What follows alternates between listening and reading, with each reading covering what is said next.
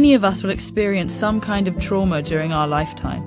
Sometimes we escape with no long-term effects, but for millions of us, those experiences linger, causing symptoms like flashbacks, nightmares, and negative thoughts that interfere with everyday life. This phenomenon, called post-traumatic stress disorder, or PTSD, isn't a personal failing. Rather, it's a treatable malfunction of certain biological mechanisms that allow us to cope with dangerous experiences. To understand PTSD, we first need to understand how the brain processes a wide range of ordeals, including the death of a loved one, domestic violence, injury or illness, abuse, rape, war, car accidents, and natural disasters. These events can bring on feelings of danger and helplessness, which activate the brain's alarm system, known as the fight, flight, freeze response. When this alarm sounds, the hypothalamic, pituitary, and adrenal systems, known as the HPA axis, work together to send signals to the autonomic nervous system. That's the network that communicates with adrenal glands and internal organs to help regulate functions like heart rate, digestion, and respiration. These signals start a chemical cascade that floods the body with several different stress hormones, causing physiological changes that prepare the body to defend itself. Our heart rate speeds up, breathing quickens, and muscles tense.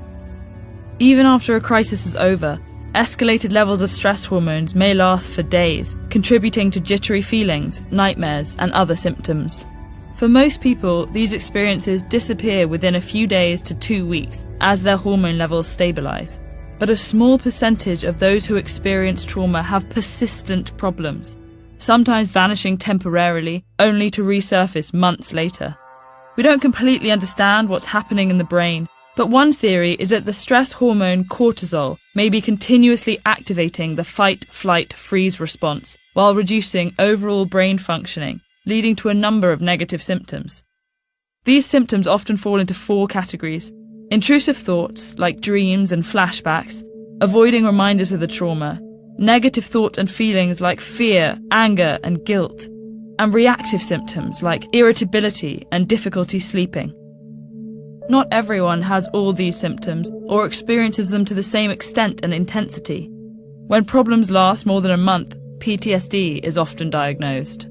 Genetics, ongoing overwhelming stress, and many risk factors like pre-existing mental illnesses or lack of emotional support likely play a role in determining who will experience PTSD. But the underlying cause is still a medical mystery. A major challenge of coping with PTSD is sensitivity to triggers, physical and emotional stimuli that the brain associates with the original trauma.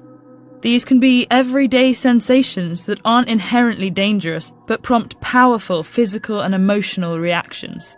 For example, the smell of a campfire could evoke the memory of being trapped in a burning house. For someone with PTSD, that memory activates the same neurochemical cascade as the original event. That then stirs up the same feelings of panic and helplessness, as if they're experiencing the trauma all over again. Trying to avoid these triggers, which are sometimes unpredictable, can lead to isolation. That can leave people feeling invalidated, ignored, or misunderstood, like a pause button has been pushed on their lives while the rest of the world continues around them. But there are options. If you think you might be suffering from PTSD, the first step is an evaluation with a mental health professional who can direct you towards the many resources available. Psychotherapy can be very effective for PTSD, helping patients better understand their triggers. And certain medications can make symptoms more manageable, as can self-care practices like mindfulness and regular exercise. What if you notice signs of PTSD in a friend or family member?